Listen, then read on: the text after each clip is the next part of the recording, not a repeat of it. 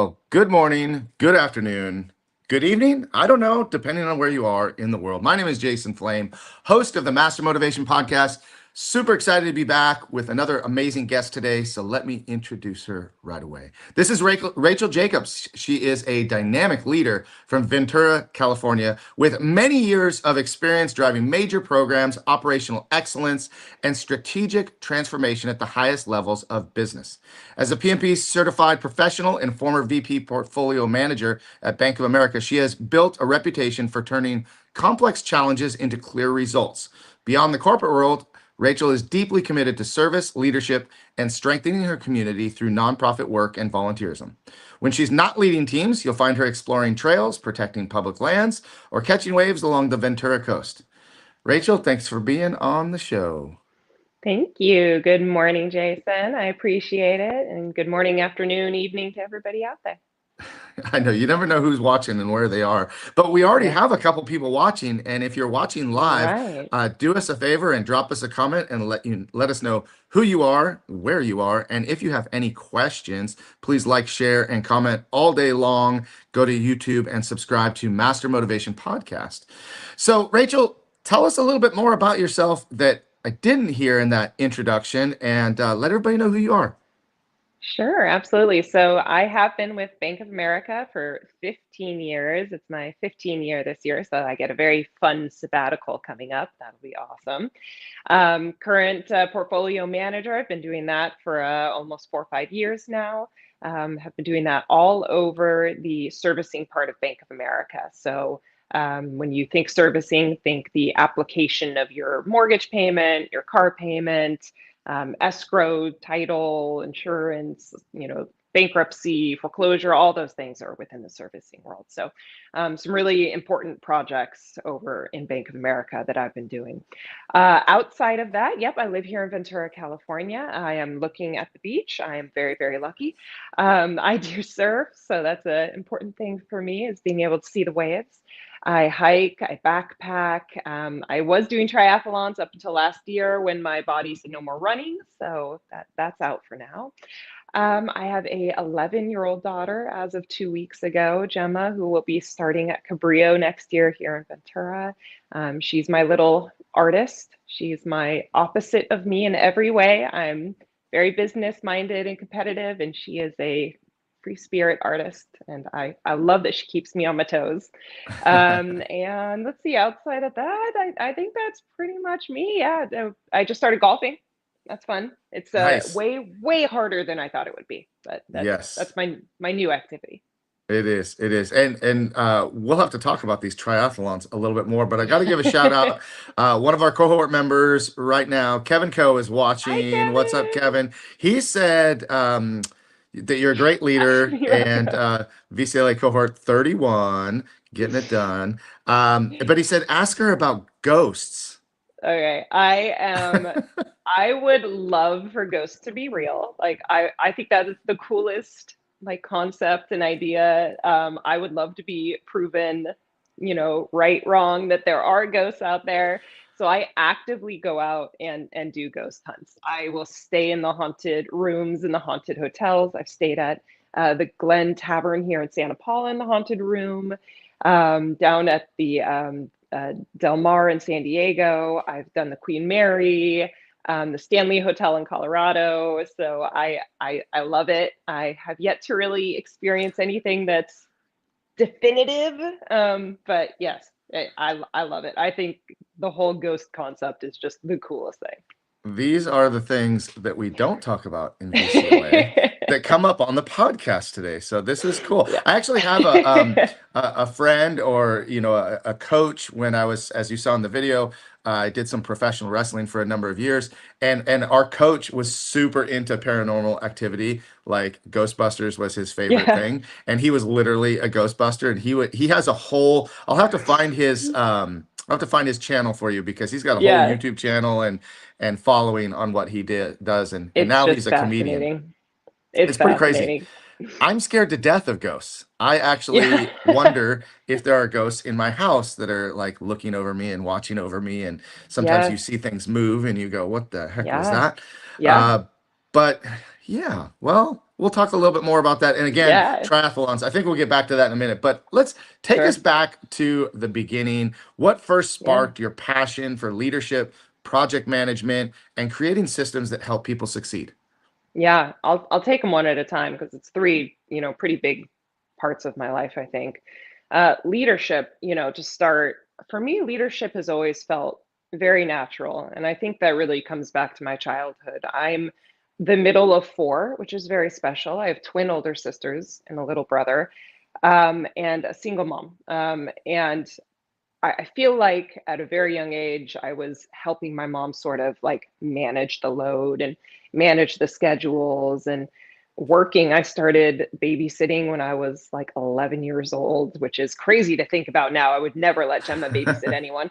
But, I started working at 14, got my first work permit. I was a camp counselor. I started volunteering as a camp counselor when I was about 12. And I just think for me, it always felt very natural to sort of lead a group, whether it was children or my siblings or whatever it was. That just always felt like I didn't really have to think about it or jump into it. It just felt like that's something that I just, kind of did. So Now that's kind of leadership always been interesting. right there. Yeah. That's interesting too that you were kind of the middle. You had two Yeah. twins that were older than you. Usually the oldest is kind of the leader. The middle one is the one that, like, in my family, the middle one is the one that just kind of like coasts, and I think actually he was my mom's favorite. If she's listening, she's gonna say that that's not Yeah. true. But anyway, and then the youngest is always the, like, I always compared my brothers and I to the chipmunks, like Simon and Theodore and then Alvin. Yeah. But interesting that you're the middle, and that you were more of the leader. How is that the older ones were not? And one of mine might be listening too, so I got to be careful here. No, I think they were, but they are both. They're so different as twins too. It's really interesting, but I think they both had their own paths that they were really focused on and working on. One of my sisters is a marine biologist for NOAA. She's a chief of staff in Honolulu. So very early on, school was her priority. She got like a full ride scholarship straight out of high school. She was doing college courses in high school. I think that was really her focus. And Liska is I think 4-time now published author. Mhm. So she, was really focused on, being in her world and writing and being creative. And, our parents' divorce wasn't terribly early in our lives. And they sort of became my father's caretaker, whereas I very much stayed with my mom and helped Mm, my mom sort of run her house. So I think they were, more, leaders probably, but in their own worlds right. and maybe with a different parent that I wasn't seeing as Makes much. sense. Makes sense. Makes sense. So tell us a little bit more about that. That was on the leadership front, but talk about Yeah. project Yeah. management and creating systems. So project management is really interesting too, because when I look back now on my life, it's so obvious. Like it's so obvious, but nobody ever talks about project management in high school when you're looking at careers, when you're doing the tests, when you're, a Girl Scout, right? They're all looking at these, you're going to be a doctor or a scientist. Nobody says project manager is a job, right? Hmm. And looking back, it's like that was so clearly my skill set. I've always been such a planner. When I plan vacations, you better believe it's a 6-tab spreadsheet, right? You should see it. Like I said, my sabbatical is coming up. I have a 4-page document for 3 weeks in France, line item and color coded. It's insane, but that's like just who I am, right? And it's so funny to me that I didn't realize it sooner. But what did make me realize it was project management was I had a different role at the bank. I was doing testing. So it was very task focused. You came in every day and you had a queue of work, and you had to finish that queue of work that day. And the next day you had a new queue of work, right? So it was Hmm. just getting through your day and doing your tasks. And I was just miserable. I was like, I hate this. This is the worst. And so I asked, what else can I do to my manager? I was like, there's got to be something else I can help with or I can do. And they said, well, yeah, we're going to kind of start this project of working through all the scripts and updating them to this new template. So do you want to manage that? And I was like, yeah, absolutely. That sounds great. And I had this opportunity to do something very different that had a beginning, a middle, and an end. And I had to reach out to different people and pull them in, keep people updated. And I just thought, like, oh, this is it. This is exactly what I need to be doing. And so from there, I went straight into looking into kind of what that was, got my PMP, and then immediately got a project manager role after that. Well, I can only imagine that if you have, 6 tab spreadsheets and a Yeah. 4-page line item for all of your trip to France, I can only imagine what your notes in front of you for this podcast are like. They are actually very light. I didn't want to sound scripted, so I just have some highlighted Just notes. a couple Okay. notes, just a couple notes, I love it. I love it. Well,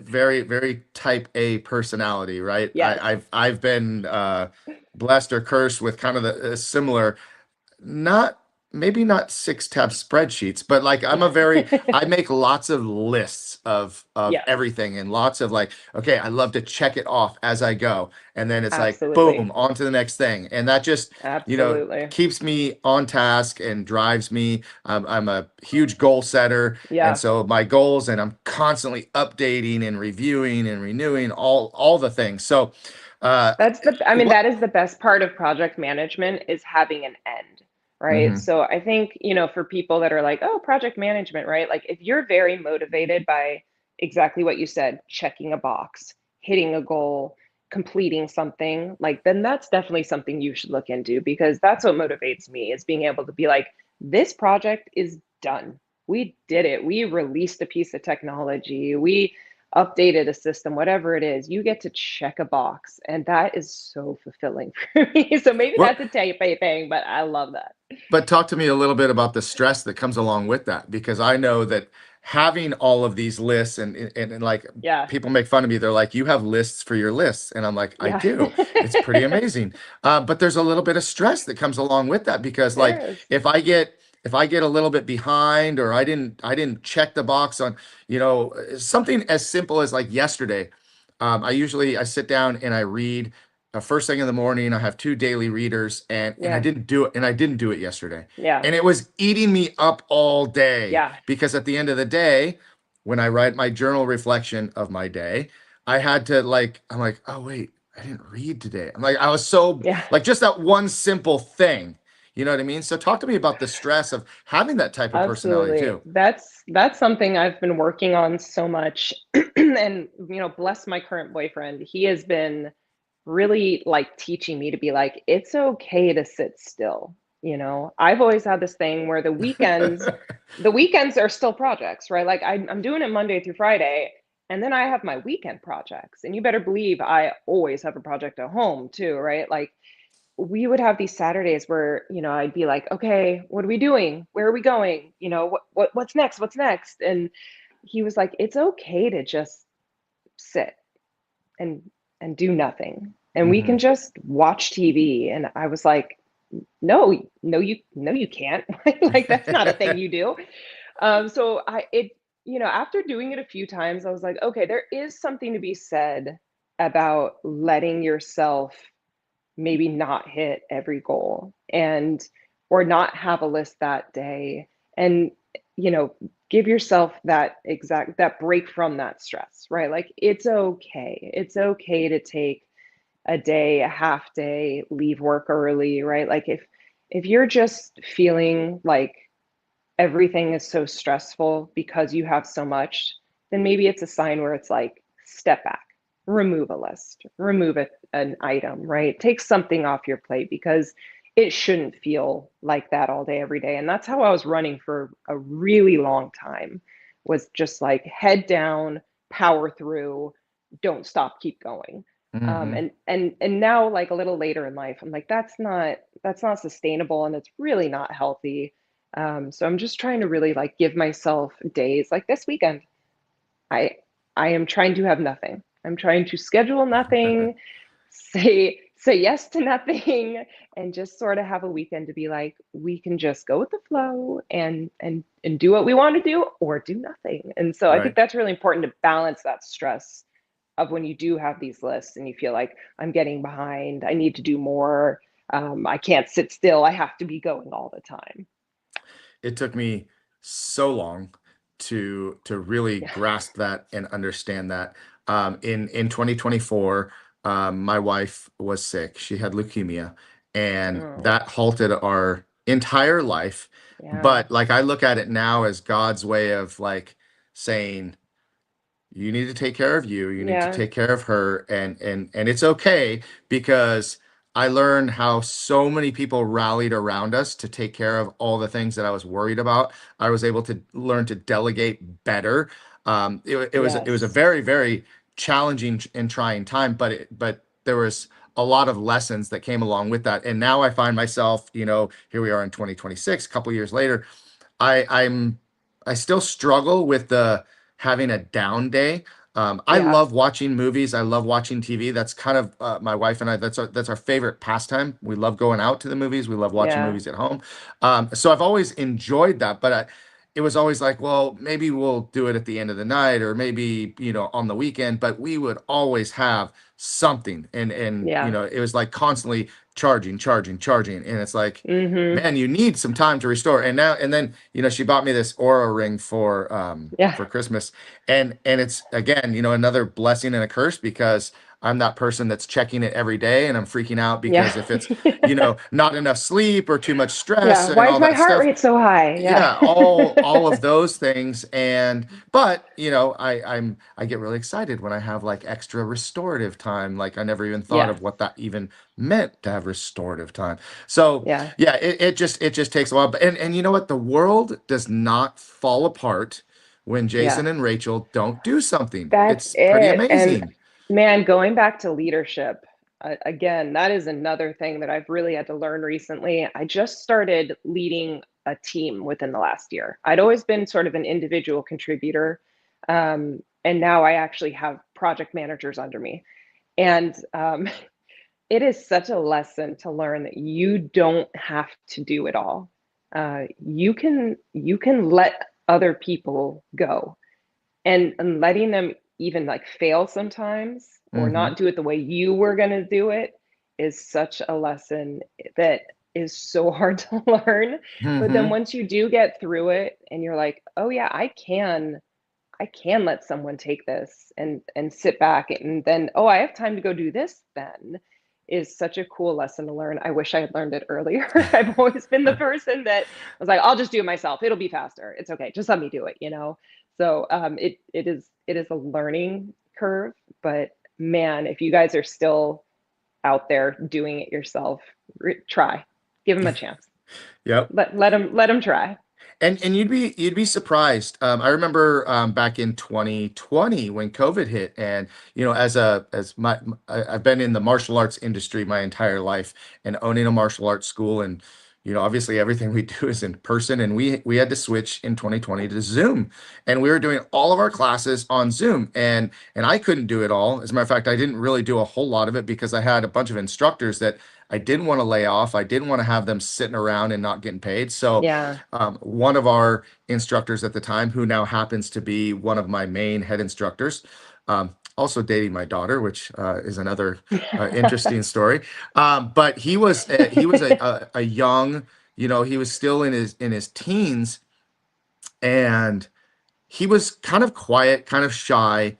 Um, but you put him on Zoom, and like all of a sudden he's like this character, and he's just like Oh, amazing. And it literally transformed and changed his whole experience as an instructor. And then we can't come back in person, then he's on the mat and he's all animated and excited. And so, to your point of, let them try, give yeah. your team a chance. I had a diamond in the rough that I always knew that he had it, but there wasn't quite the opportunity. Then he was given the opportunity, and here he is, and he's one of the main Yeah. instructors along with my son. That's It's awesome. amazing to see that happen for our team That's members too. awesome. And like, okay, cool. Like I can step back and do things that are um, maybe more important, or make a little more impact. Yeah. So delegation is definitely Yes. key in leadership. Well, you Absolutely. you spent a lot of the years leading large scale initiatives. What are some Yeah. of the biggest lessons you've learned about leading through complexity and change? Yeah. I think one of the biggest things that I still see, that I've always seen from the day I started project management to today, is that everyone has an opinion. They just do. Everyone's an expert. Everyone has an opinion. And I think the most important thing is that they should all be heard. Whether you agree or not, whether you're like, that's the dumbest thing I've ever heard, um, listen, just listen, because even if you don't agree, maybe there's a piece of it. And it all goes back to, I think, like debating risk. It's a huge value at Bank of America, and something that we actually like rate people on like your mid-year and year-end review, is whether you debate risk and you bring up risk. It's a huge thing for us. And I think that goes back to listening. So even when people might feel like they're fighting you throughout the whole project and you're like, oh my gosh, just get on board, right? Hmm. It's probably coming from a place where they're seeing something that they're thinking, that's not going to work, you know? So maybe it's just we need to test something. Maybe the design doesn't change, but maybe let's hear them and then add a test in the testing phase that would cover that. So we can go, okay, yeah, we heard you. We didn't change the design, but look, we tested it and it still works, right? Like we heard you when we added this piece. So I think the most important thing I've learned is just to listen, to give everyone a seat at the table, and make sure that they get the chance to be heard. I've done some, really crazy, big, important projects, things that, the client might never see, but like how we calculate your HELOC payment, right? You probably don't think about what goes into that, but it's, 10 different data fields from 10 different systems that have to be calculated on a certain day. You know, it takes a lot of work to get these little things that you don't probably think about. But um, I think when you're doing those sorts of projects, it might feel like, oh, this isn't crazy impactful. I'm just calculating a HELOC payment, but that is crazy impactful, right? That's your payment. I can't get that wrong. So when you come to the table on these projects, you really need to make sure you are hearing and hearing risk and then debating that risk, because it's going to make you successful at the end if you let everybody speak up and be heard. Yeah. Well, I think that's a great point to be made, that because I've had some crazy ideas come across my desk. And I'm like, that'll never work, because I've been in the Yeah. business for so long, and it's like, but wait a second. What if it did? What if it did Yeah. have an impact? What if it did Yeah. change things? And one of my, least favorite things now is to hear, well, that's the way we've always done it. And that's Yeah. just what we Exactly. Oh do. my And it's like, gosh. oh boy, come on, and how are we Yes. ever going to have any growth or change? Or, I mean, if people would have ruled out AI and said that'll never work, or Yeah. cell phones that'll never work, or the internet that'll never work, like, Yeah. but someone had an idea, a dream, and like, you just got to give it a chance. You just got to give it a shot. And I've seen this, on the mat time and time again, where I thought it was a really dumb. Like, I'll give one example. I had an instructor that came to me and he said, "I want to do a class with our 3 and 4 year olds. I want to do a class where they get to bring their stuffed animal to class and they get to teach their stuffed animal karate." And I was Oh, I love that. like, I'm like, this is the dumbest idea. Like, are you for real? Like, I just couldn't. And then finally I said, you know what? Just run with it and have fun. And he did. And then afterwards, like, when are we doing the next one? Is what every parent Yeah. and child said. I'm like, oh my God, I got to get past myself. I just got to get over myself and get out of my own It's way, because yes. it was an amazing Yes. idea, even though I thought it was Yes. stupid. Exactly. That's exactly it. Just, yeah, give everyone a seat at the table. You never know what's going to come out of it. Absolutely. Totally. Hey, I just want to remind everybody, you guys are watching live. This interview is for you. Please let us know if you have any questions. Kevin's already given us a question and a comment. Talked a little bit about ghosts. That was fun. But let us know if you got something else you want to hear from Rachel. Many people hear titles like VP Portfolio Manager and think success comes easy or came easy. What were some challenges or setbacks that helped shape you along the way? Yeah. I think I have three points here. And in order, number one was finding my passion. And we talked a bit about that. It took me a long time to figure out that that was project management. I went to college probably 3 different times. I kept going and then stopping, going and then stopping because I was like, what am I doing here? I don't know what I want to do with my life, you know? I think I have tried nearly every career under the sun. Like became a police explorer because I was like, I'll go be a cop, you know, and then was like, I hate being told what to do, so that's not going to happen. I mean, like, I think the first thing was finding something that you really want to do, because it's hard to be successful when you hate what you're doing. If Oh, you hate your job, you're probably not going to do very well, right? So that was the right. first thing. The second thing was finding someone to take a chance on me. So once you do find your passion, then you're a newbie at it, right? And you have no experience. And finding somebody that would take a chance is hard, especially in the corporate world, right? So I had a mentor. I told my mentor, hey, I think I figured it out. I know what I want to do. I'm getting my PMP. He said, oh, I have a friend, you know, that does project management. You know, why don't you do a little informational interview with her? And I was like, perfect. That sounds great. So I just put 20 minutes on her calendar and I said, hey, I just want to hear about what you do. I'm getting my PMP. I hear you do project management in the bank. I want to know what that's like. Um, and so we had this 20-minute conversation. I was like, this sounds awesome. This is exactly what I want to do. I'm going to go finish my PMP. Can I come back and talk to you? And she said, you're getting your PMP now? And I was like, yeah. And she was like, I'll hire you right now. I have a job open. Here's the rec. Apply. And I was like, I'm not done yet though. And she was like, yeah, no, I don't care. Like you're passionate, you're into it. Let's get you onboarded. And she took that chance on me. And, you know, she saw how much I wanted it, how much I wanted to learn and grow, gave me that chance. And then she's also the one that gave me my first 2 promotions within that space. You know, she saw that I was hungry for it. I wanted to grow. So, you know, Rachel Gibbs is not listening, but if you are, you know, thank you for taking a chance on me. And then third was finding my voice. And that was hard. Coming from an originally task-driven role at work, I was in the background, right? I did not have a voice. If I thought of something that needed to be fixed, there was no point in speaking up, right? I didn't really exist at the bank. I was down there, you know? So being a project manager, and especially now being a portfolio manager where I'm managing a group of project managers, it was so important that I found my voice, that I could speak up on a conversation, even if it was something I wasn't super knowledgeable about. But I could say, hey, that doesn't make sense to me. You know, explain it to me like I'm 5. That's an okay thing to say at work. Don't be afraid to say that, you know. Just the other day, we were on a call and oh boy, I could hear the friction starting. You know, I could really hear like one person going, I haven't approved that. So what are you coding on? And the other person going, I'm coding because I have a design. And they're going, but I didn't give you a design. So what are you coding? You know, and they just kept kind of going back and forth. And I thought, all right, this is exactly what project managers do. You have to sort of jump in and say, like, stop, hold on, I hear you both. You're saying you haven't done your design. You're saying I have something in my hand, so I started coding, right?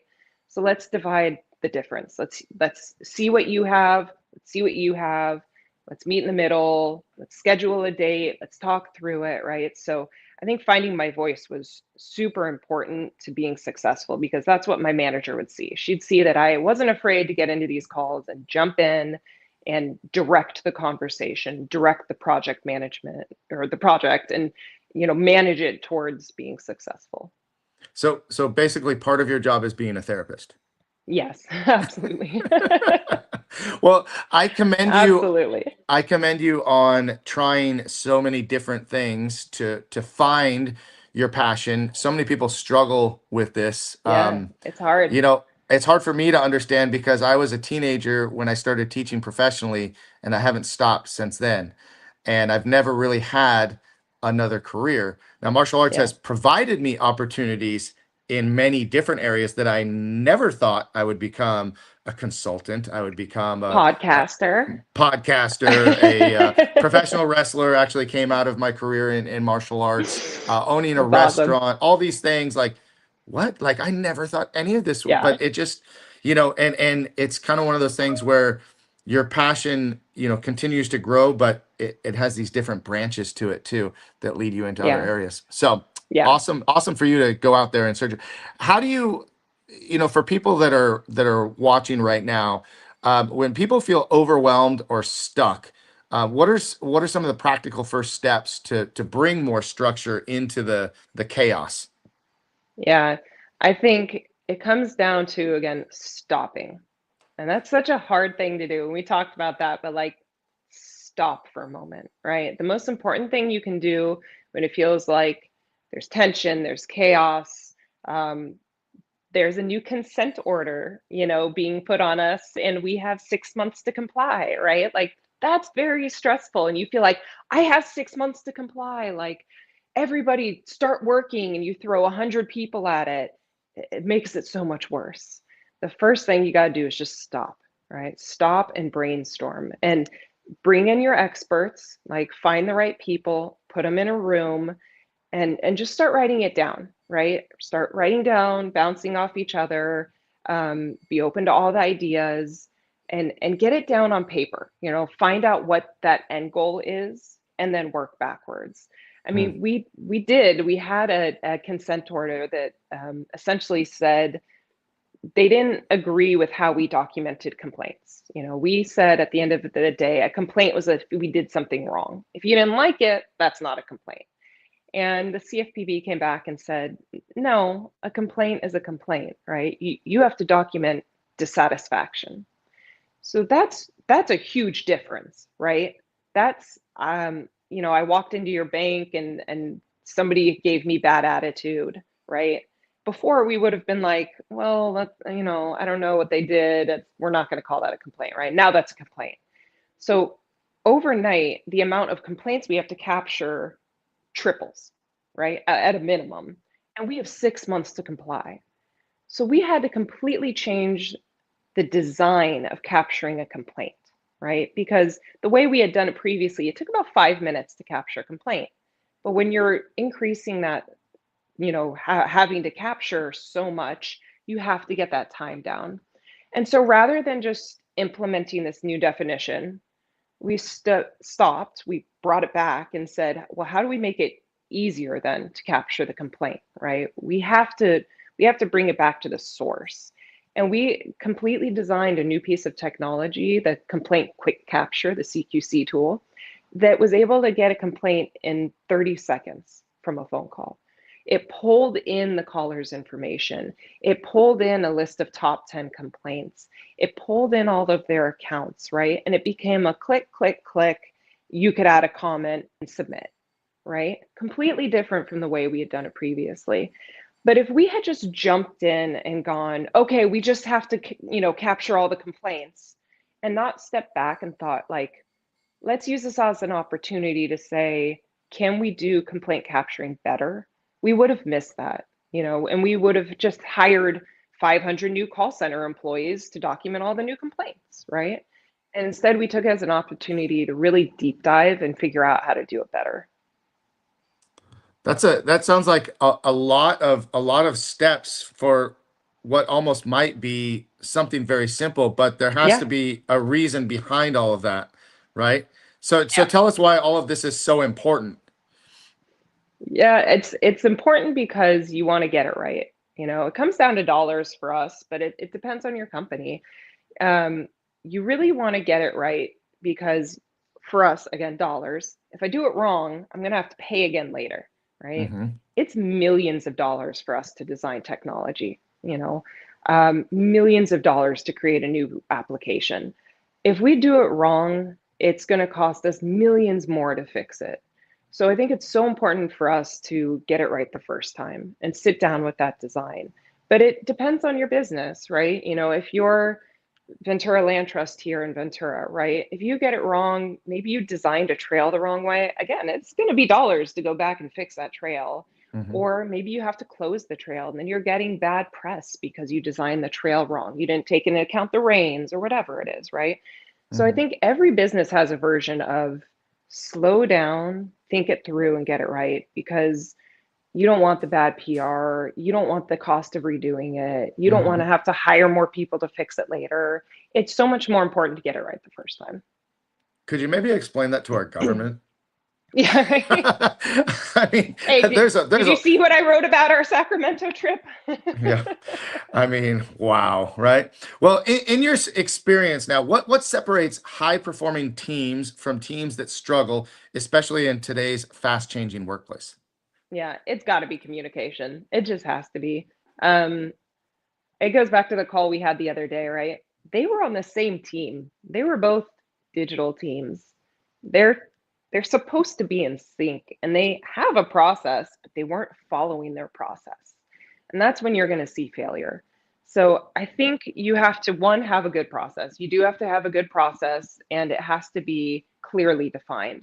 I am a huge fan of templates. Again, going back to Excel.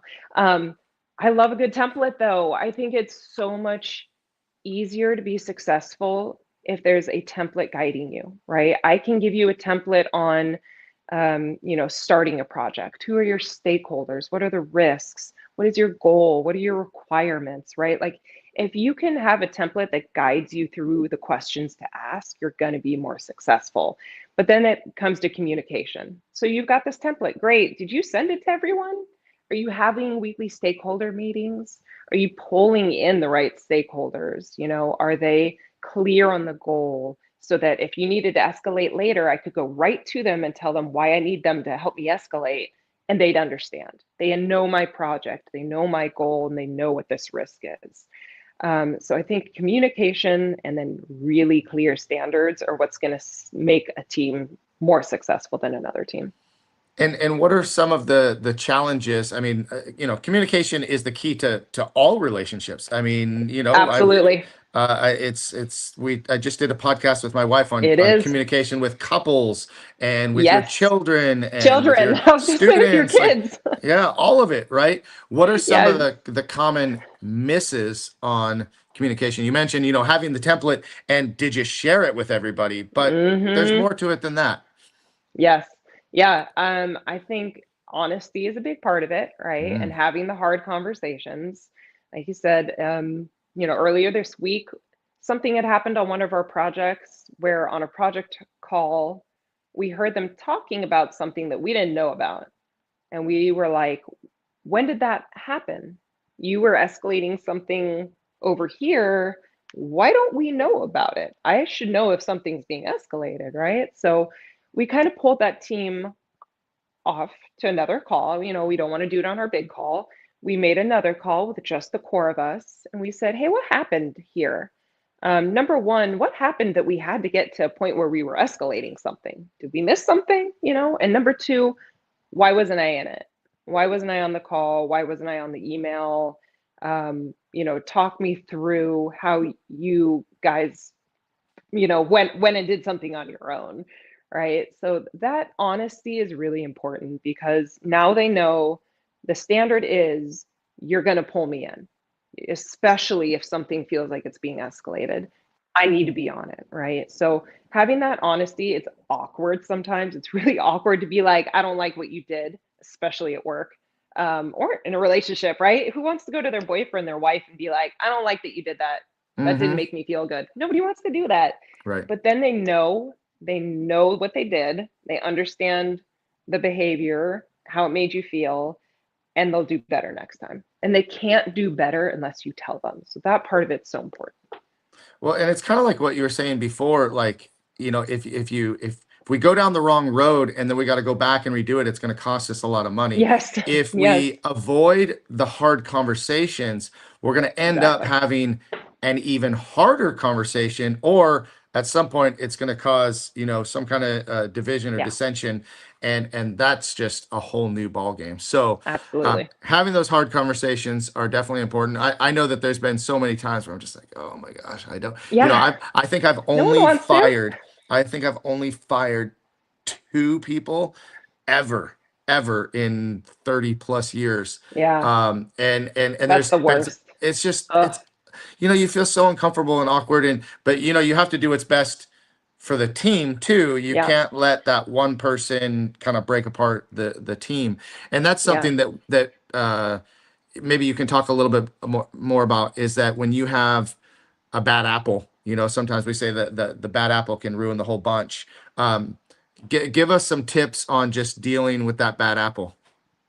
Yeah, I think there's two parts to it. One, are they the right fit? Are they a bad apple because this just isn't the right fit for them? I think most people do really want to do well and want to try hard. Hmm. I give people the benefit of the doubt, especially as a manager now.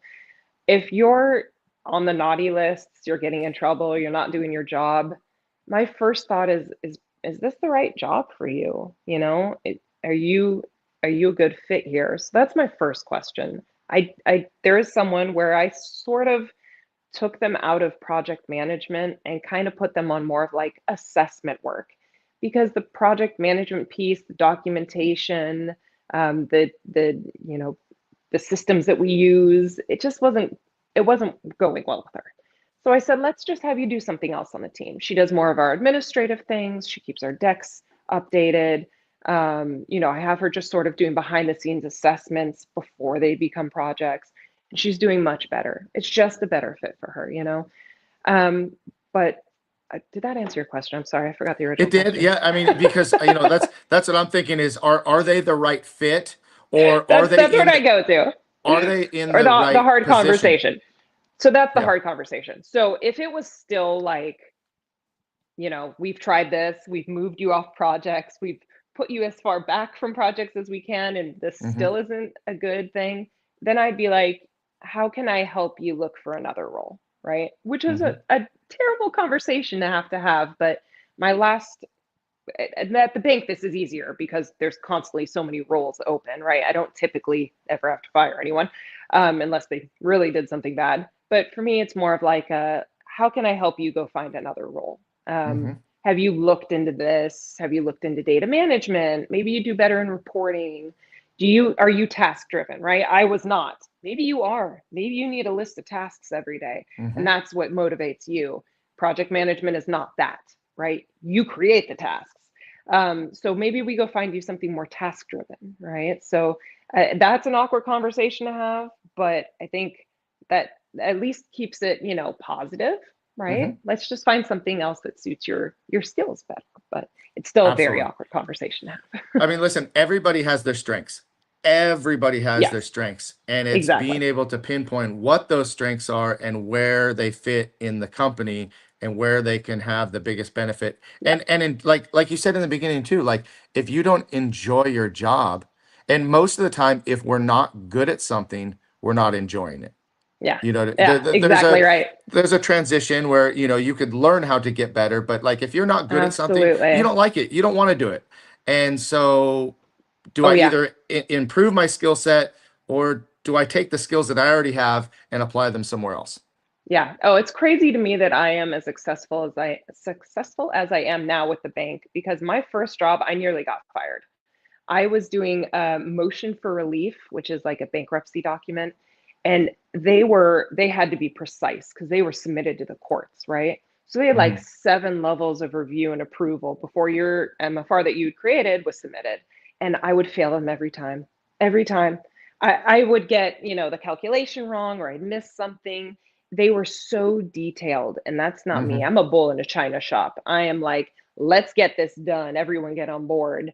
And it was for someone that wanted to sit there and spend their whole day doing one document. That's Hmm. not me. And I was like, I'm about to get fired. So I had been written up twice. Third time you're gone. So I was like, I better go find another role. And I did. And thank goodness I did. That's when I moved to testing. But like you said, it's your skill set. If you're failing and not doing well, maybe that's just not the right role for you. Absolutely. Yeah, totally. Cool. Well, let's move on to the next. We're going to start Sure. diving into things a little bit more on the personal level. You've balanced Yeah. a successful corporate career while also giving back through nonprofit leadership.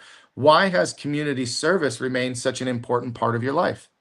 Yeah, I think that's the balance to the corporate life. You know, 15 years with Bank of America is a very long time to, be with one very large corporation. And even when you are successful and a little higher up, you're still at a very large corporation, and you can still feel a little like, I don't have a huge impact. I'm still a small player, right? So being able to do nonprofit work kind of fills that void of like, I can make an impact in my community. I'm doing bigger things. I can help people in a really tangible way that I don't often get that feeling of at work. So that's really what kind of fills that part of my soul and lets me feel like, okay, I am useful, I am helpful, I am doing things. So Hmm. that's really what motivates me to keep doing the nonprofit work. Nice. And your work with the Girl Scouts is really inspiring. Yeah. What impact has serving young people and future leaders had on you personally? I mean, so my daughter is a Girl Scout, so I can talk to her personally. The growth I've seen in her is really, really cool. Like the selling cookies. I get that not everybody like understands why that's important, but last weekend we had a bake sale we were helping support for VC Defensa, and I'm there running the raffle. And first off, my daughter's first response to hearing me doing a raffle on a day I have her is, how can I help? Where can I jump in and how can I support it? At 11 years old. That's so right off the bat, I love that I see this sense of like, I need to do good too. How can I jump in? How can I help? I want to support. And then while we're there, I said, go sell raffle tickets to the people in line coming in for the bake sale. And so she goes out there, and I have this picture of her where she's going up to complete strangers and she's selling them on these raffle tickets. I mean, she's not just offering them, she's going on and on about all the raffle items we have, where the money's going. She pulled someone aside from VC Defense and said, what do you do? Like, where's the money going? So she could go out there and sell to these people. And she sold like 50 raffle tickets. And I just thought, dude, the confidence to be able to go up to someone and ask for money at 11 years old is insane. Like, I hate doing that, right?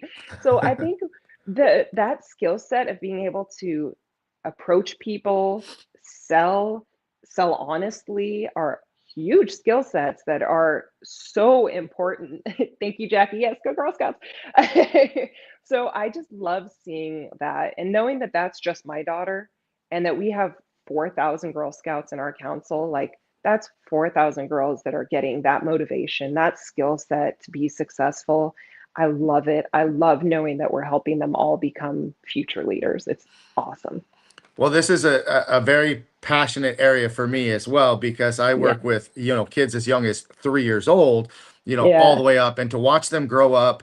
And, my wife is talking about starting them young. I mean, my Yes. daughter and my son both started martial arts at like 2.5, 3 years old. Yeah. And just like Girl Scouts, the confidence just to be able to look at an adult, hopefully not a total complete stranger out on their own, because that's a Yes. totally different Yeah. story, but Yes. in the Yes. right Yes. setting, to be able to talk to a stranger and look them in the eyes and just have a conversation. I was always Yeah. blown away that my kids could do that at a pretty young age, but it wasn't It's like by awesome. accident or by surprise. It was more No. by design because, again, like Girl Scouts, martial arts teaches students to look people in the Yeah. eyes, to have a respectful uh, manner, have good posture, sit up straight, know how to Yeah. shake hands, ask questions, just the confidence that comes along with all of that. And Yeah. then to understand, okay, why?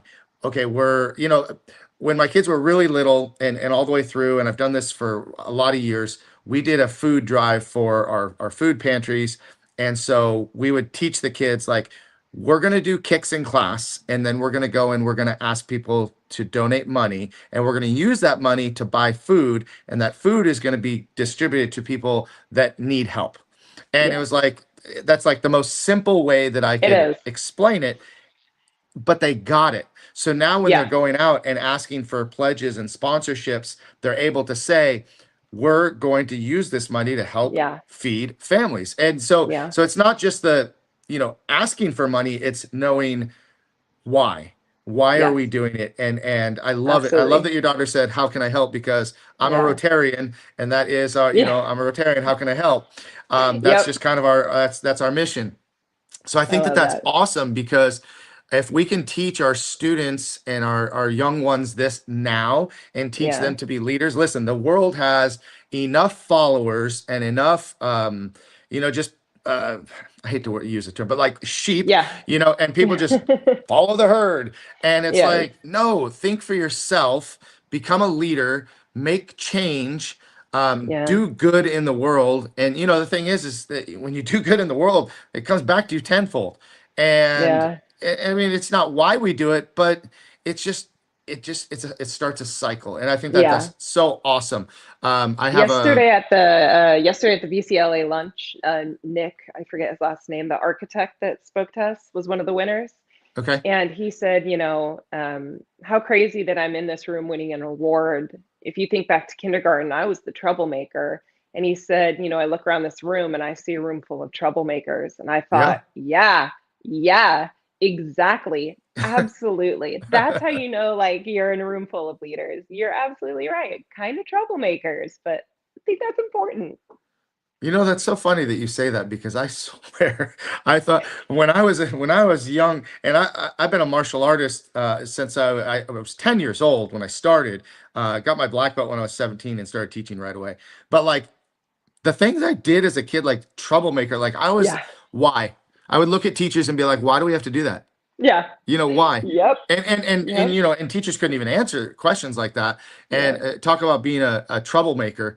I was definitely a troublemaker. I never knew or never even thought that that contributed to being Yeah. a leader somewhere down the line. So I kind of like that. Absolutely. I kind of like that. Absolutely. I like that analogy. Well, so let's get into some fun stuff. Uh-oh, there she is. Sure. Sandra is Hi, watching. Finally, where you been, Sandra?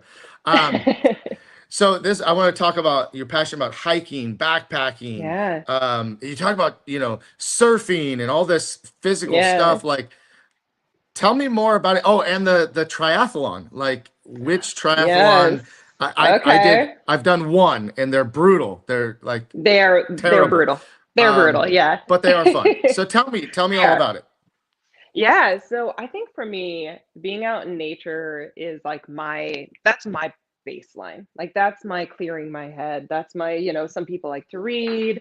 I know like for you, you're very faith-based. Like for me, it's sitting out on my board past the waves in the ocean and just like feeling the water, feeling the air, breathing deep, feeling the waves rolling in under you. Like that is my level, right? That's how I get back to zero. That's how I clear my head. It's how I catch my breath. I love backpacking. I backpacked like 16 miles through Mount Tamal, John Muir Woods, and I just remember that day feeling like so clear in my head at the end. Just 16 miles alone with silence, and just feeling like physically exhausted. And it was like this clarity I'd never really experienced. And I thought, like, this is it. This is what I need to be doing. I need to be out here hiking every day or surfing or doing something, just to keep my sanity a little bit. But then the other part of it is being active. And I'm sure this is true for you, where like feeling strong for me is such an important part of my life because I want to show up at work. Yep, Can you hear me okay? I can. I think it's coming through maybe your laptop now instead of your earbuds, but I can still hear you. Hold on 1 second. I'm sorry. Yeah, that's okay.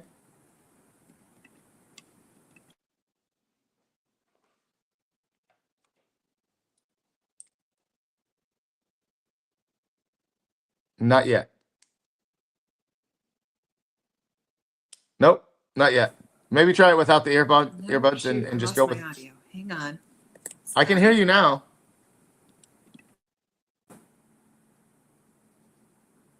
Can you hear me okay?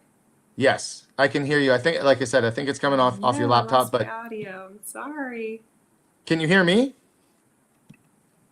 I think my headphones might have died. Yeah, I think your headphones died. Let me try again.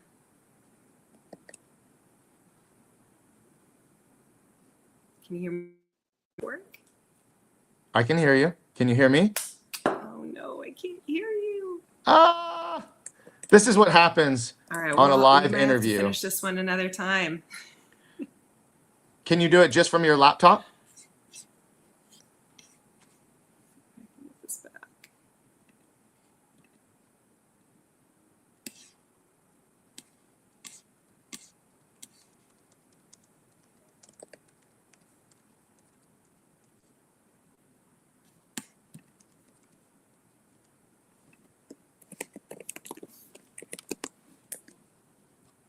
All right, stick with us, guys. Don't go anywhere.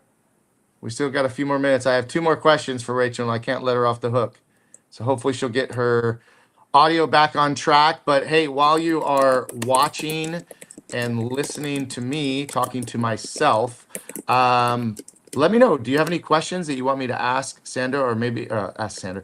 Ask well, Sandra, do you have any questions, or Kevin, or Jackie, or anybody else? Uh-oh. Rachel says she might have to wrap. She can't get it. Let's see if she can change it over.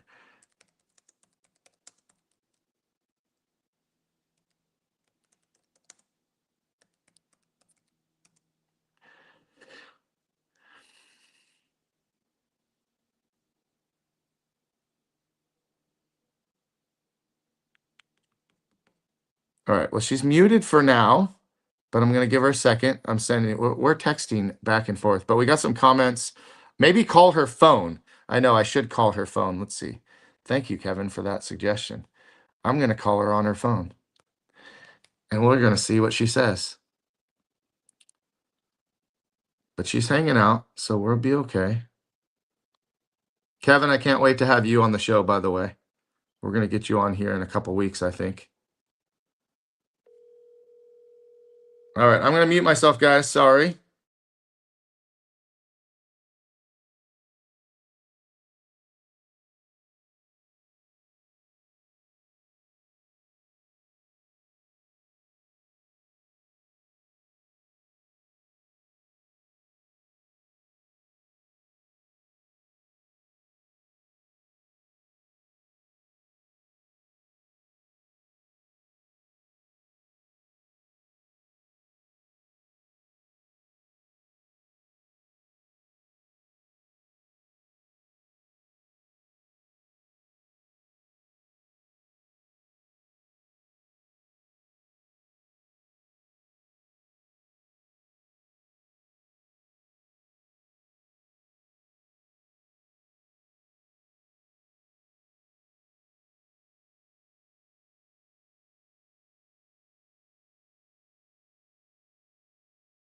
Me on there, input volume. Can you hear me? Can you hear me? All right, guys. Can you hear me on there? Nope. How about now?